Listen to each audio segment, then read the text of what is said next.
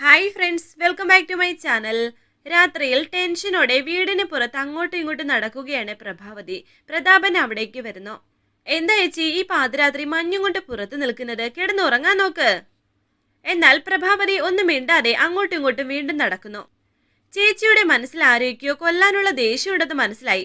അതാ ഇങ്ങനെ ഭ്രാന്തിയെ പോലെ മുറ്റത്ത് അങ്ങോട്ടും ഇങ്ങോട്ടും നടക്കുന്നത്. ചേച്ചി കാര്യം എന്താന്ന് വെച്ചാൽ തുറന്നു പറ, ഞാൻ പരിഹാരം ഉണ്ടാക്കാം. അത് കേട്ട് പ്രഭാവതി പറയുന്നു, നിന്നോട് പറഞ്ഞാൽ നീ എന്ത് ചെയ്യാനാ? നിന്നെയൊന്നും ഒരു പിണ്ണാക്കിനും കൊള്ളില്ല എന്ന് പല പ്രാവശ്യം നീ തെളിയിച്ചതാണ്. ഇങ്ങനെ പോയാൽ എനിക്ക് ഏത് നിമിഷവും ഭ്രാന്ത് പിടിക്കും. രണ്ട് ചെവിയിലും ചെമ്പരത്തിപ്പ് വെച്ച് പ്രഭാവതി തേരാപ്പാര അങ്ങോട്ടും ഇങ്ങോട്ടും നടക്കുന്നത് നിങ്ങൾ എല്ലാവരും വൈകാതെ കാണാൻ പോകും. അത് കണ്ട് എല്ലാവരും കൈകൊട്ടി ചിരിക്ക് എന്നൊക്കെ വളരെ ദേഷ്യത്തോടെയാണ് പ്രഭാവതി പറയുന്നത്. അത് കേട്ട് വീണ്ടും പ്രതാപൻ പറയുന്നു, ചേച്ചി കാര്യം എന്താന്ന് വെച്ചാൽ ഒന്ന് തുറന്നു പറ. പ്രഭാവതി വീണ്ടും പറയുന്നു, ആ നശിച്ച ബോക്സ് എന്റെ ഉറക്കം കെടുത്താൻ തുടങ്ങിയിട്ട് ദിവസങ്ങൾ എത്ര ആയെന്ന് അറിയോ നിനക്ക്? പ്രഭാവതിയെ കുഴിവെട്ടി അടക്കാൻ ഏതാ വഴിയെന്ന് ആലോചിച്ച് നടക്കുന്ന കുറെ എണ്ണം ഉണ്ട് ഈ വീട്ടിൽ. അവരുടെ ആരുടെയെങ്കിലും കയ്യിൽ കിട്ടിയാൽ അത് എന്നെയായിരിക്കും ബാധിക്കുന്നത്. എല്ലാവരും കൂടി എന്നെ കുഴിവെട്ടി അടക്കൂടാ. എന്നിട്ട് അതിൽ ഒരു മുരിക്കൻ തൈയും കൂടി അങ്ങ് നടും. പ്രതാപൻ പറയുന്നു, ചേച്ചി ഇങ്ങനെ പേടിക്കാൻ ഇവിടെ ഇപ്പോൾ എന്താ ഉണ്ടായത്? പ്രഭാവതി പറയുന്നു, പണ്ട് മൂടി വെച്ചതൊക്കെ മറ നീക്കി പുറത്തു വരികയാണോ എന്നാണ് എന്റെ പേടി. ചേച്ചി എന്തിനാ ഇങ്ങനെ പേടിക്കുന്നത്? വർഷങ്ങൾ ഇത്രയും ആയില്ലേ എന്ന് പ്രതാപൻ പറഞ്ഞപ്പോൾ പ്രഭാവതി പറയുന്നു, ഇത്രയും കാലം ഏതോ കാണാൻ മറയത്തിരുന്ന ആ ബോക്സ് ഇപ്പോ താനെ പൊങ്ങി വന്നില്ലേ, അതുപോലെ ആ ബോക്സിനുള്ളിലെ രഹസ്യങ്ങളും മറ നീക്കി പുറത്തു വന്നാലോ? പ്രഭാവതിയെ കഴിവേറ്റാൻ നടക്കുന്നവരുടെ കയ്യിൽ ആ ബോക്സ് കിട്ടിയാൽ അത് വെച്ച് എന്റെ തലയിൽ ആണി അടിക്കില്ല എന്നെന്താ ഉറപ്പ്? പേടിയുണ്ട് എനിക്ക്, നല്ല പേടിയുണ്ട് എനിക്ക്. പ്രതാപൻ പ്രഭാവതിയെ ആശ്വസിപ്പിക്കുന്നു, ചേച്ചി ഇങ്ങനെ പേടിക്കാൻ തുടങ്ങിയാൽ അങ്ങോട്ടുള്ള വഴി ബ്ലോക്ക് ആവും ചേച്ചി. എങ്ങോട്ട് പോണോന്നറിയാതെ ആ ബ്ലോക്കിൽ കിടന്ന് നട്ടം തിരയും. എന്റെ ചേച്ചി ഇപ്പൊ അതൊന്നും ആലോചിക്കാതെ കിടന്നുറങ്ങാൻ നോക്ക്. വീണ്ടും പ്രഭാവതി ടെൻഷനോടെ നിൽക്കുന്നു. പ്രതാപൻ പറയുന്നു, ആ പെട്ടി എങ്ങനെയെങ്കിലും കണ്ടുപിടിച്ച് ഞാൻ ചേച്ചിയുടെ കയ്യിൽ കൊണ്ടുതരാം, വാ. അങ്ങനെ പ്രഭാവതിയെ പ്രതാപൻ അകത്തേക്ക് കൂട്ടിക്കൊണ്ടു പോകുന്നു. ശേഷം കാണിക്കുന്നത് പ്രഭാവതിയെ അലോസരപ്പെടുത്തുന്ന ആ പാട്ടിനെ സംബന്ധിച്ച് പാർവതി രാധികയോട് പറഞ്ഞിരിക്കുന്നു. രാധികയ്ക്കും ആ കാര്യങ്ങളൊക്കെ മനസ്സിലായി. പാർവതി പറഞ്ഞത് ശരിയാണ്. ആ പാട്ട് പ്രഭാവതിയെ വല്ലാണ്ട് അലോസരപ്പെടുത്തുന്നുണ്ട്. ആ മ്യൂസിക് ബോക്സ് എന്നെ ഏൽപ്പിച്ചത് എന്തുകൊണ്ടും നന്നായി. അത് അവളുടെ കയ്യിൽ കിട്ടിയാൽ ചാമ്പലായേനെ. പാർവതി വീണ്ടും പറയുന്നു, ഒരുപാട് ദുരൂഹതകളുണ്ട് അമ്മയുടെ മനസ്സിൽ. ദുരൂഹതകൾ മാത്രമല്ല ക്രൂരതകളും. ഇല്ലാതിരുന്നെങ്കിൽ സുഖമില്ലാതെ കിടക്കുന്ന അച്ഛനെ ഇതുപോലെ ദ്രോഹിക്കോ? എനിക്ക് എപ്പോഴും അച്ഛൻ്റെ അടുത്ത് നിൽക്കണമെന്ന് നല്ല ആഗ്രഹമുണ്ട് ചെറിയമ്മേ. അച്ഛനെ ഞാൻ നോക്കുന്നതാണ് വിശാൽ സാറിനും ഇഷ്ടം. പക്ഷേ ഇവിടുത്തെ കാര്യങ്ങളൊക്കെ ഞാൻ പറയാതെ തന്നെ ചെറിയമ്മയ്ക്ക് അറിയാലോ. രാധിക പറയുന്നു, അറിയാം മോളെ, എതിർക്കാൻ നിന്നാൽ പിന്നെ അതിനെ നേരെ ഉണ്ടാവൂ. അത് പിന്നെ വലിയ പ്രശ്നങ്ങളിലേക്ക് പോകും. ഗോപിയേട്ടൻ ഒന്ന് സുഖം പ്രാപിച്ചു കാണണം എന്നുള്ള ആഗ്രഹം കൊണ്ടാണ് ഞാനൊന്നും ചെയ്യാത്തത്. ഏതിനും അമ്മയൊന്ന് വന്നോട്ടെ. പാർവതി പറയുന്നു, ആദ്യമൊക്കെ അച്ഛൻ്റെ മുഖത്ത് വിഷമമായിരുന്നു, ഇങ്ങനെ കിടക്കേണ്ടി വന്നല്ലോ എന്നോർത്ത്.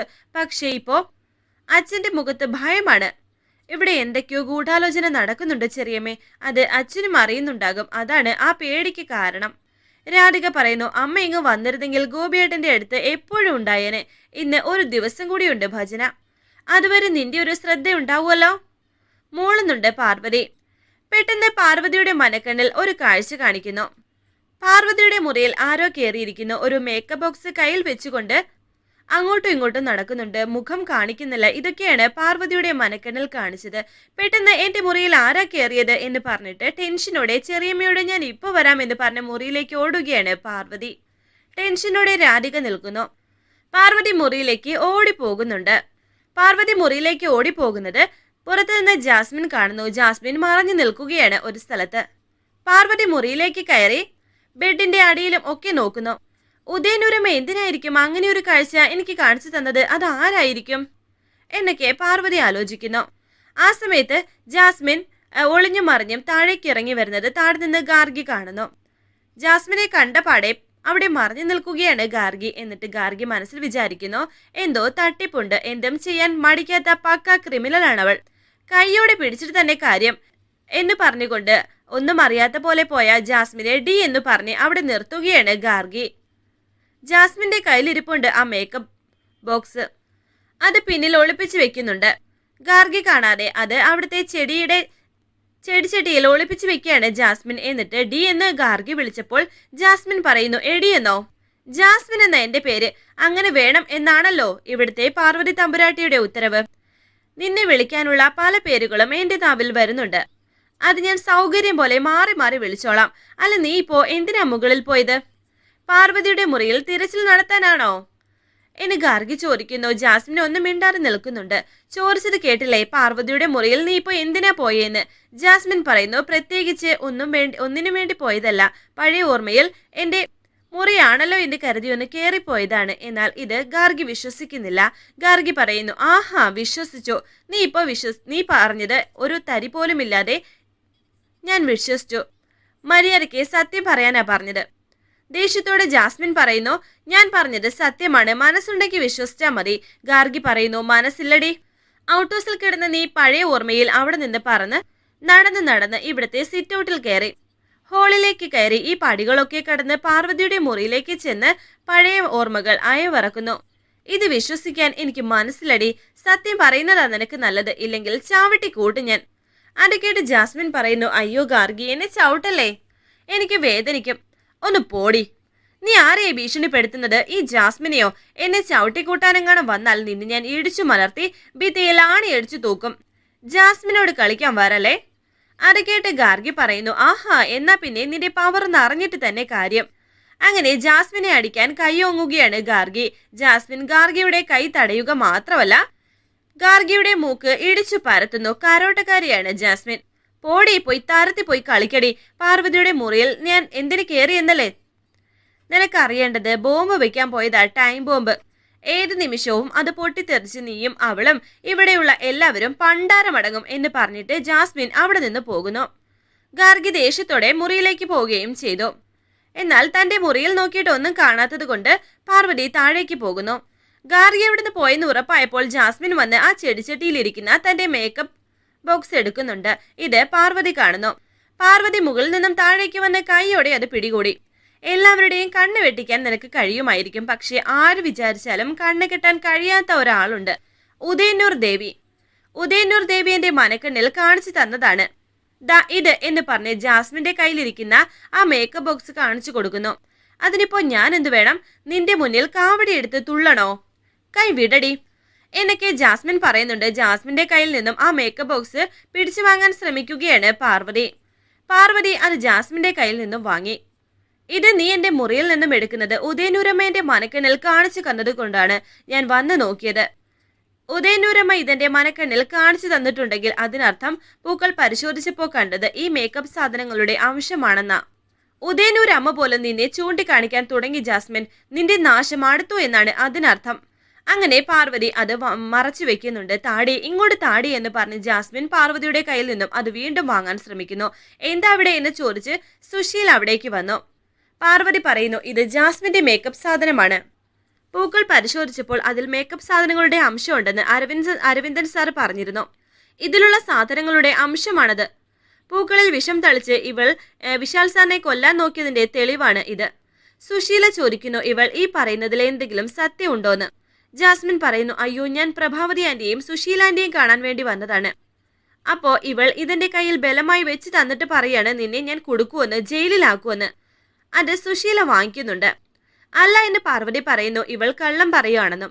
കള്ളം പറയുന്നത് ആരാണെന്നൊക്കെ എനിക്കറിയാം. ദേ ഇവിടെ കിടന്ന് ബഹളം ഉണ്ടാക്കാതെ കേറിപ്പോടി എന്ന് സുശീല പറയുന്നു. നിന്നെ ഇതുകൂടി നീ കൊണ്ടുപോയിക്കോ എന്ന് പറഞ്ഞ് പാർവതിക്ക് തന്നെ സുശീല അത് തിരിച്ചു കൊടുത്തു. എന്നിട്ട് ജാസ്മിനോട് പറയുന്നു നീ വിഷമിക്കേണ്ട, നിനക്ക് ഞാൻ വേറെ പുതിയത് വാങ്ങിച്ചു തരാം.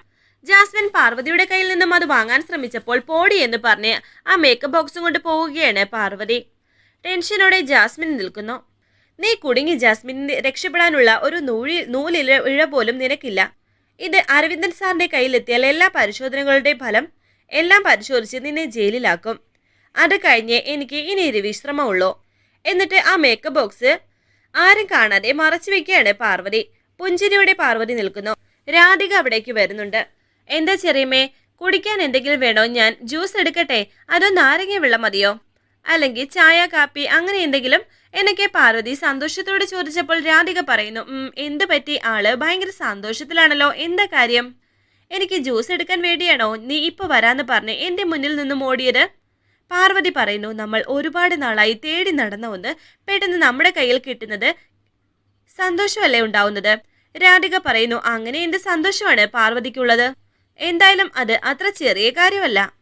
പാർവതി പറയുന്നു, ശരിയാണ്, ഒരിക്കലും അത് നിസ്സാര കാര്യമല്ല. ഈ കുടുംബത്തിന്റെ സ്വസ്ഥതയും സമാധാനവും തിരിച്ചു വരാൻ പോവുകയാണെന്ന് മാത്രം ചെറിയമ്മ അറിഞ്ഞാൽ മതി. രാധിക പറയുന്നു, അത് ശരിയപ്പോ രഹസ്യമാണല്ലേ, ആയിക്കോട്ടെ. പക്ഷെ ഇതുവരെ വർഷങ്ങളായും തേടിയിട്ട് കിട്ടാത്തതൊന്ന് തിരിച്ചാർക്കോ കിട്ടിയെന്ന് പറഞ്ഞ് ഉറക്കവും മനസമാധാനവും നഷ്ടപ്പെട്ട് നടക്കുന്ന ഒരാളുണ്ട് ഇവിടെ, പ്രഭാവതി. അന്ന് ഗാർഗി പറഞ്ഞത് സത്യമാണ്. 16 വർഷം മുമ്പ് കേട്ട പാട്ട് വീണ്ടും കേട്ടപ്പോൾ ഗാർഗിയോട് പെരുമാറിയതുപോലെ എന്നോടും പെരുമാറേണ്ടി വന്നു പ്രഭാവതിക്ക്. ഞാൻ ആ പാട്ട് കേട്ട് നിന്നപ്പോൾ സ്റ്റോപ്പ് ഇറ്റ് എന്ന് പറഞ്ഞ് ഭയങ്കര ബഹളമായിരുന്നു. ഞാനത് വീണ്ടും പ്ലേ ചെയ്തു. അപ്പോൾ ചെവിയും പൊത്തിപ്പിടിച്ച് ഓടിപ്പോകുന്നതാണ് കണ്ടത്. ഇതൊക്കെ കേട്ട് പാർവതി പറയുന്നുണ്ട്, ചെറിയമ്മയെ തെറ്റ് ചെയ്തവർ മാത്രമേ ഭയപ്പെടേണ്ടതുള്ളൂ. അമ്മ തെറ്റ് ചെയ്തു, അതാണ് ഈ ഭയത്തിന് കാരണം. ഗായത്രി അമ്മയുടെ മരണത്തിന് പിന്നിൽ അമ്മയുടെ ഇടപെടൽ ഉണ്ട് എന്നതാണ് ഇപ്പോഴത്തെ ഈ അമ്മയുടെ ഈ പരിഭ്രമം. ആ സമ്മാനപ്പെട്ടിയിൽ എന്തോ രഹസ്യമുണ്ടെന്നുള്ള കാര്യം സത്യമാണ് ചെറിയമ്മേ. അത് ചെറിയമ്മയുടെ കയ്യിൽ സുരക്ഷിതമായി ഇരിക്കുന്നിടത്തോളം കാലം അമ്മ ഇങ്ങനെ ഭ്രാന്ത് പിടിച്ച് നടക്കത്തേ ഉള്ളൂ. രഹസ്യം പുറത്തു വരുന്നതും വരെ അമ്മ ഇങ്ങനെ നടക്കട്ടെ. രാധിക പറയുന്നു, ഗോപിയേട്ടന്റെ സ്കാനിങ് റിപ്പോർട്ടുമായിട്ട് ഡോക്ടർ വന്നിട്ടുണ്ട്. അത് പറയാനാണ് ഞാൻ ഇപ്പോൾ ഇങ്ങോട്ടേക്ക് വന്നത്. എല്ലാവരും കൂടി കൂട്ടം കൂടി ആ മുറിയിൽ നിൽക്കണ്ട എന്ന് പറഞ്ഞു. എല്ലാവരും മുറിക്ക് പുറത്തിറങ്ങി നിൽപ്പുണ്ട്. കുറച്ചു കഴിഞ്ഞ് നീ പോയി വിശാലിനോട് ഡോക്ടർ പറഞ്ഞ കാര്യങ്ങൾ മനസ്സിലാക്കണം. ശരിയെന്ന് പറഞ്ഞ് രാധിക പുറത്തേക്ക് പോകുന്നു. തുടർന്ന് ഗോപിനാഥിനെ പരിശോധിച്ച ശേഷം ഡോക്ടർ താഴേക്ക് വരുന്നു. ഡോക്ടർ, എന്താ ഡോക്ടർ? ഡോക്ടർ ഒന്നും പറഞ്ഞില്ല.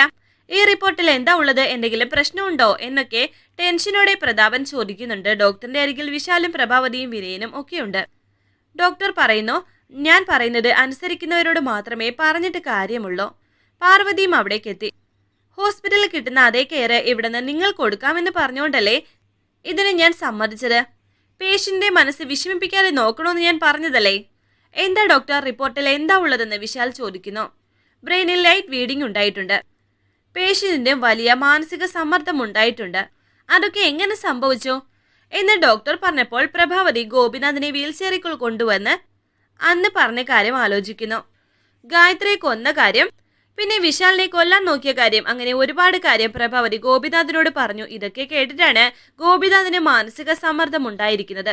പേഷ്യന്റിനെ വിഷമിപ്പിക്കുകയോ ഭയപ്പെടുത്തുകയോ ചെയ്യുന്ന എന്തെങ്കിലും കാര്യം ഇവിടെ സംഭവിച്ചിട്ടുണ്ടോ? പേഷ്യന്റിന് വലിയ രീതിയിലുള്ള മാനസിക ആഘാതം സംഭവിച്ചിട്ടുണ്ട്, ഇല്ലെങ്കിൽ ഇങ്ങനെ സംഭവിക്കില്ല എന്നൊക്കെ ഡോക്ടർ പറയുന്നത് കേട്ട് ടെൻഷനോടെ നിൽക്കുകയാണ് പ്രഭാവതിയും പ്രതാപനും. വിഷമത്തോടെ പാർവതിയും വിശാലും നിൽക്കുന്നു. വരാനിരിക്കുന്ന പുതുപുത്തൻ എപ്പിസോഡുമായി വീണ്ടും കാണാം. Thank you for watching. Please subscribe, like, share my channel.